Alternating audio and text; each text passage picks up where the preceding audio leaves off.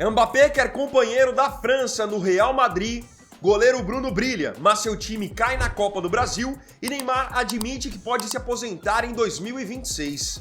Essas e muitas outras notícias eu vou mostrar para você na edição dessa sexta do Boletim Weiner.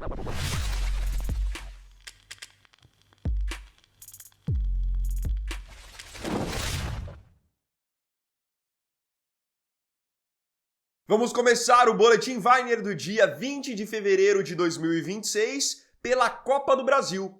Ontem tivemos o Vasco do Acre enfrentando o Velo Clube, time de São Paulo. E quem tinha acompanhado a edição de ontem do Boletim Weiner já tinha visto que o Vasco do Acre contratou o goleiro Bruno, que passou pelo Flamengo no passado. O Bruno chegou com bastante expectativa à equipe acreana, lembrando que ele estava jogando a várzea no Espírito Santo, foi direto disputar a Copa do Brasil e foi escalado já no jogo de ontem como titular. No tempo normal, Vasco e Velo Clube empataram em 1-1 e a decisão da vaga para a próxima fase teve que ser decidida nas penalidades. E nas penalidades, a gente sabe, é uma especialidade do Bruno, sempre foi. E nos pênaltis ele acabou brilhando. O Bruno pegou 2 cobranças e ainda bateu um pênalti e fez o gol.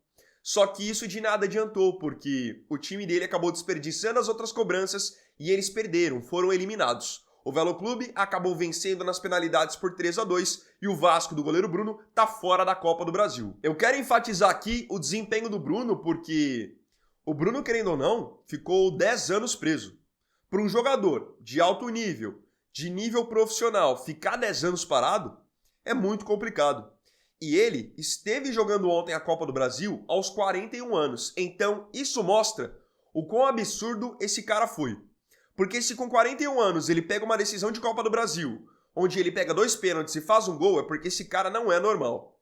E a gente sabe que no auge ele era um animal. Fazia gol de falta, tinha muita elasticidade. O que ele fez com a carreira dele foi um desperdício total. Eu acompanhei a repercussão da eliminação do time do Bruno, do Vasco na Copa do Brasil, e pude ver que tinha muita gente torcendo contra o Bruno, justamente pela história dele envolvendo a Elisa Samúdio e o filho dele, o Bruninho. Mesmo que muita gente diga que ele merece um recomeço, que o que ele fez ele já pagou, essa história vai estar com ele até o fim da vida, não tem jeito. Corinthians vence fora de casa.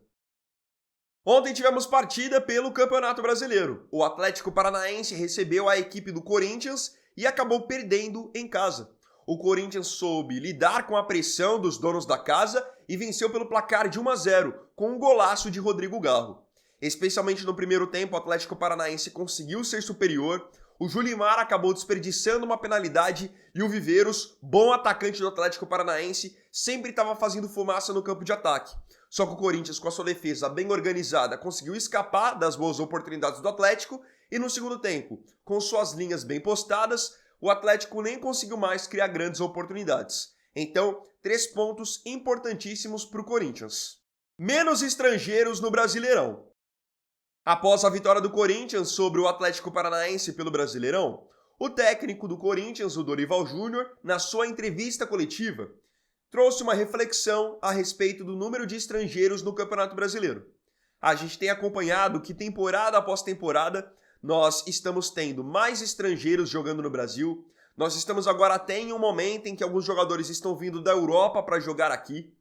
E sempre teve essa cultura dos argentinos virem para o Brasil, os uruguaios, os chilenos, e isso está ficando cada vez mais frequente e em praticamente todos os clubes. E o Dorival quis trazer a reflexão de que ele é contra esse aumento de estrangeiros. É preciso diminuir o número de estrangeiros. Estamos penalizando uma geração e futuramente pagaremos por isso, como a Itália pagou ao ficar fora de 2 Copas do Mundo. O que o Dorival está querendo dizer com essa reflexão é que a chegada dos estrangeiros tira o espaço dos jogadores brasileiros. Só que eu discordo do Dorival. Nós estamos em um momento em que nós exportamos para a Europa cada vez mais cedo os nossos jogadores talentosos. E acreditem, nós estamos contratando estrangeiros aqui no Brasil e nós estamos contratando muitos estrangeiros bons. Hoje, até pela diferença financeira que existe do Brasil em comparação aos outros países da América do Sul, a gente hoje acaba conseguindo contratar o que tem de melhor por aqui. E o que é muito melhor acaba que vai para a Europa. Mas podem ver que o segundo escalão hoje de argentinos vem para o Brasil, o segundo escalão de uruguaios vem para o Brasil. Então eu não acho que exista uma rivalidade. Os jogadores brasileiros que são bons, que são promissores na base, eles vão ter espaço independente de concorrência. Quem é bom sempre vai jogar. Eu acho até que a presença de determinados estrangeiros no Brasil ajuda a aumentar a competitividade dos nossos campeonatos. Vocês conseguiriam imaginar um Palmeiras sem Gustavo Gomes? Um Corinthians sem Memphis Depay? Um Flamengo sem Arrascaeta e sem outros tantos estrangeiros de alto nível que eles têm? É claro que isso iria reduzir a qualidade do nosso futebol. Flamengo joga mal e é derrotado. Vamos agora falar sobre o Flamengo. Ontem o Flamengo foi até a Argentina para jogar a ida da Recopa Sul-Americana contra o Lanús. E a verdade é que o desempenho do time do Felipe Luiz deixou muito a desejar. O Flamengo de novo não conseguiu jogar bem, criou poucas oportunidades, não conseguiu impor a sua superioridade técnica e acabou sendo derrotado pelo placar de 1-0. O Lanús criou as melhores oportunidades ao longo do jogo, venceu a maioria dos duelos e ainda teve 2 gols anulados. No fim, com o gol de Castilho, o time argentino está na vantagem e tem 1-0 agora para a partida de volta. Se o Flamengo quiser levar a decisão para os pênaltis, precisa vencer por 1 gol de diferença. Se quiser ser campeão da Recopa de maneira direta, precisa vencer por pelo menos 2 gols. O Flamengo não conseguiu apresentar um bom futebol, eu senti falta de muitas jogadas de associação. Quando o Flamengo atacava, parece que atacava sozinho. E eu achei que o Felipe Luiz errou na escalação, porque ele jogou sem um centroavante, sem um jogador de referência lá na frente. E olha que ele tinha o Pedro no banco, tanto que o Pedro entrou no segundo tempo. Ele acabou montando um quarteto ofensivo com Carrascal, Arrascaeta, Luiz Araújo e Everton Cebolinha. Isso acabou prejudicando o Flamengo conseguir ter um jogador de referência lá na frente para segurar os zagueiros do Lanús. Isso acabou até favorecendo o Lanús, que estava partindo para um jogo muito mais físico. O Lanús é um time, tecnicamente falando, bem inferior ao do Flamengo, mas se o Flamengo for com essa vontade aí e com esse tipo de jogo para a partida de volta, vai perder a Recopa dentro de casa. Vai ter que jogar muito mais. Os torcedores estão cobrando bastante nas redes sociais que o Felipe Luiz deu um chacoalhão nesse time, porque 2026 já começou e o Flamengo já perdeu a Supercopa do Brasil. Andreas Pereira escapa de denúncia. Todo mundo acompanhou aquele caso em que o Andreas Pereira, meio-campista do Palmeiras, pisou na marca do pênalti no clássico entre Palmeiras e Corinthians pelo Campeonato Paulista. Ele pisou na marca do pênalti, o Memphis Depay escorregou e depois ele passou a ser analisado pelo TJD de São Paulo. E como o TJD estava avaliando o Andreas Pereira por conta dessa atitude, foi se alimentando muito na imprensa a possibilidade de o camisa 8 do Palmeiras ser denunciado e depois julgado para uma possível punição. Mas acreditem, o Andreas Pereira escapou de qualquer tipo de denúncia. O TJD de São Paulo avaliou as imagens e acabou denunciando outros personagens do Palmeiras, mas o Andreas Pereira está fora da jogada. Os denunciados foram o técnico Abel Ferreira e o atacante Luigi. O Abel Ferreira foi denunciado pelo TJD porque ele bateu palmas em direção à arbitragem de maneira irônica. Com isso, ele vai ser julgado e pode pegar uma pena de 1 a 6 jogos de suspensão.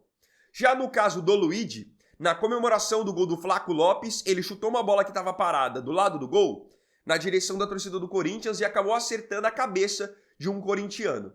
Ele foi denunciado por conta dessa atitude e também pode pegar uma pena de 1 a 6 jogos. No caso dessas denúncias, eu vou ser sincero para vocês.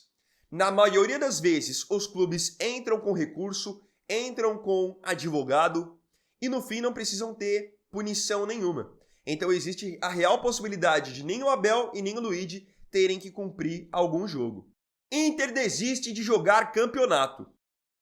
O Internacional abriu mão de participar de um campeonato organizado pela CBF nessa temporada de 2026.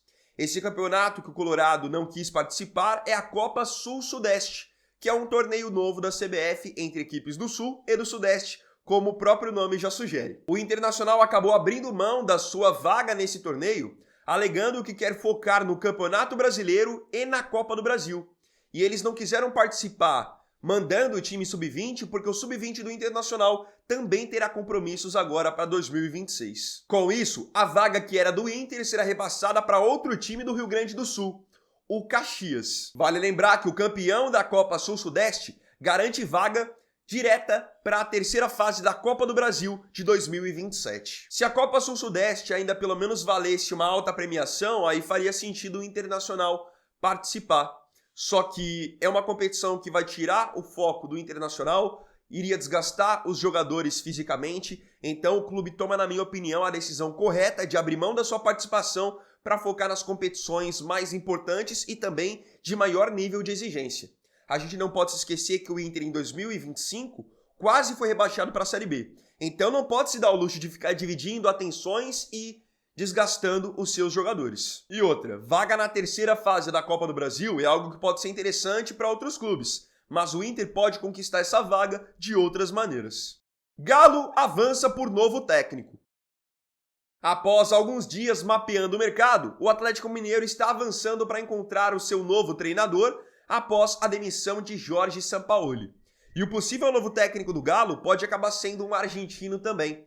De acordo com o jornalista César Luiz Merlo, o Atlético Mineiro avançou para contratar o treinador Eduardo Domingues, que está na equipe do Estudiantes. Tem 6 jogos pelo time argentino na temporada, 3 vitórias e 3 empates.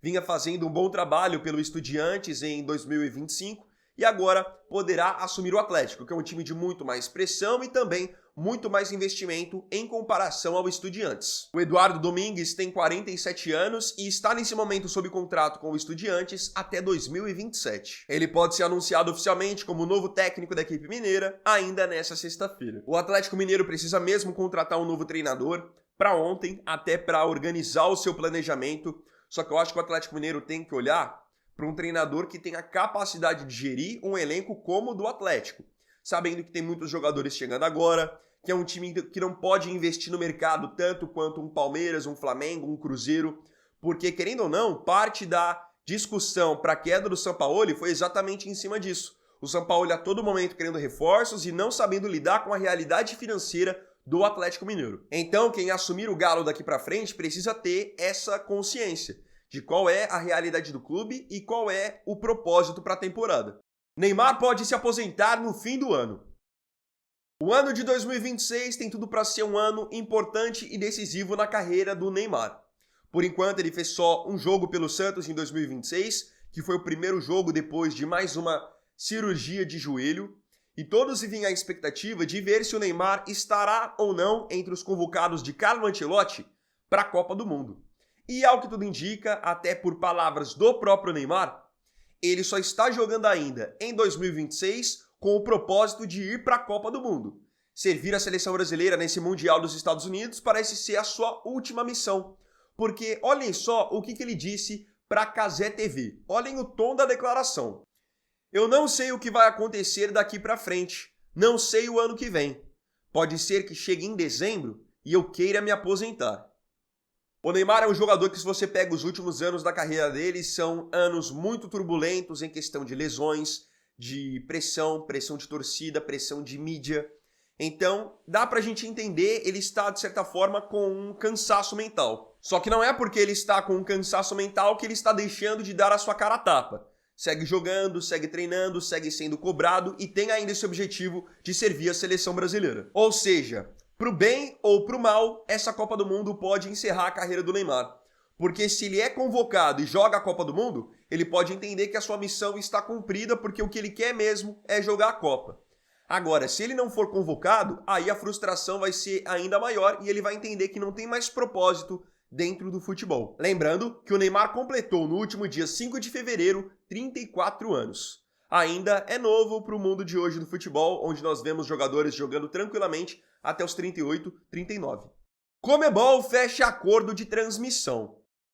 A Conmebol fechou um acordo de transmissão com o canal GOAT aqui no YouTube para transmissão das suas competições, no caso Libertadores, Copa Sul-Americana e Recopa. Mas calma aí, não se anima ainda porque tem detalhes dentro desse acordo. Se você mora no Brasil, assim como eu moro, isso não vai mudar em nada para você. Você não vai poder acompanhar os jogos dessas competições pelo canal GOAT. Por quê? Esse acordo de transmissão fechado entre a Conmebol e o canal GOAT é só para fora do Brasil. Então eles estão adquirindo os direitos para transmitir a Libertadores, a Sul-Americana e a Recopa para fora do nosso país. visando especialmente atender os brasileiros que moram no exterior. Então, se você mora no Brasil, você tem que continuar acompanhando normalmente pelos outros canais que têm os direitos de transmissão aqui do Brasil. Com esse acordo, agora 55 países serão beneficiados, podendo acompanhar os jogos da Libertadores, da Sul-Americana e da Recopa. Se você é brasileiro e mora fora do Brasil, boa notícia para você. Depou dá declaração bizarra. Todo mundo conhece o meio-campista argentino Rodrigo Depou, aquele mesmo que foi campeão com a Argentina na Copa de 2022, jogava no Atlético de Madrid da Espanha e hoje está no Inter Miami dos Estados Unidos, ao lado de Lionel Messi. O Depou é um ótimo jogador, eu particularmente sou fã do futebol dele, só que ele deu nessa semana uma declaração pro Marca, lá do México, onde ele, vamos ser sinceros, viajou. Nessa declaração que o Depou deu pro Marca do México, ele comparou o nível de dificuldade de se ganhar uma MLS com uma Liga dos Campeões. Acho que é mais difícil ganhar a MLS do que a Liga dos Campeões. Ou seja, ele está dizendo que tem mais dificuldade para ganhar a MLS lá jogando no Inter Miami do que tem para se ganhar uma Liga dos Campeões. E aí sabem qual é o engraçado dessa declaração do Depou? Que ele nunca ganhou a Liga dos Campeões. Ele jogou a competição nos últimos anos pelo Atlético de Madrid, da Espanha, e nunca chegou nem perto de levantar a orelhuda. Quando o jogador dá um tipo de declaração como essa, ele está querendo fazer média com o lugar onde ele está. Então ele falando isso, não é que ele é burro. Gente, todo mundo sabe a dificuldade de se ganhar uma Liga dos Campeões. É o principal torneio de clubes do mundo em termos de nível. Ele dizendo isso, ele quer fazer média com o pessoal lá da MLS e obviamente do Inter Miami. Super Mundial terá mais equipes. Em 2025, acompanhamos uma nova competição organizada pela FIFA, que foi a Copa do Mundo de Clubes, que aconteceu nos Estados Unidos, onde tivemos como representantes brasileiros Flamengo, Fluminense, Botafogo e Palmeiras. A próxima edição da Copa do Mundo de Clubes vai acontecer em 2029. O Brasil está até tentando se colocar como possível país sede para essa próxima edição e já há possibilidade no aumento no número de participantes. Segundo informação do jornal britânico The Guardian, a FIFA estuda seriamente a possibilidade de aumentar o número de equipes, saindo de 32 participantes para 48. E o porquê eles podem tomar essa decisão? Porque, de acordo com o The Guardian, alguns times da elite europeia estão pressionando a FIFA para que ela aumente o número de vagas. Porque alguns times de grande relevância da Europa não puderam participar da última edição, seja porque eles não se classificaram por títulos conquistados e nem através do ranking.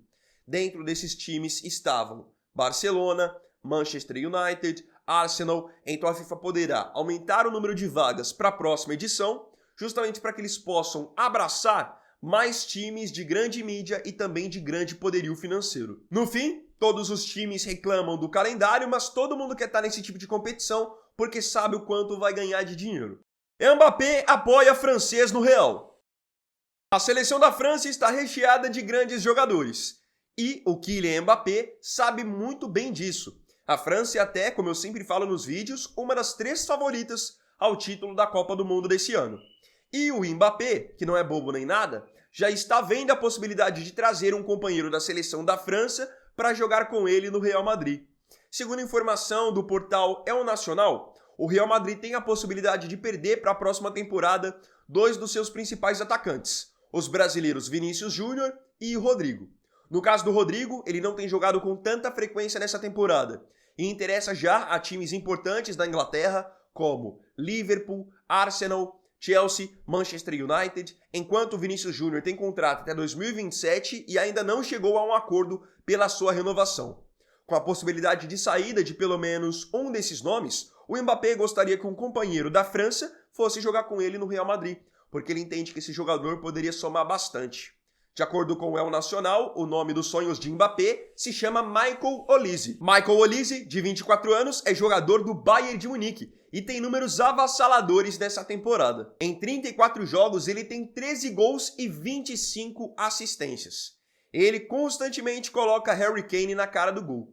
Imaginem o que ele não poderia fazer com o Mbappé no Real Madrid. O Mbappé sabe que jogar com o Olise iria elevar o rendimento dele. É importante deixar claro que, por enquanto, essa vontade de ter o Olise no Real Madrid parte apenas do Mbappé. O Real Madrid não fez nenhuma movimentação nesse sentido. O Olise está sob contrato com o Bayern de Munique até 2029 e é um jogador que o Bayern de Munique não tem a menor intenção em negociar, justamente porque ele chegou vindo do Crystal Palace por um valor até acessível na época para um jogador do nível dele, e o Bayern pretende valorizá-lo para mantê-lo no time o máximo possível. Eu acho o Olise um excelente jogador, acho que também ele agregaria demais no Real Madrid, mas só dá para você ir atrás de um jogador desse a partir do momento que você souber que, por exemplo, o Vini não continua ou que o Rodrigo não continua, porque o Olise, pelo status que tem hoje no Bayern, ele não vai largar o que ele tem garantido no Bayern para tentar brigar por espaço no Real Madrid. Agora, eu queria saber de você nos comentários a sua opinião sobre as notícias dessa edição do Boletim Wagner. Não se esqueça de comentar.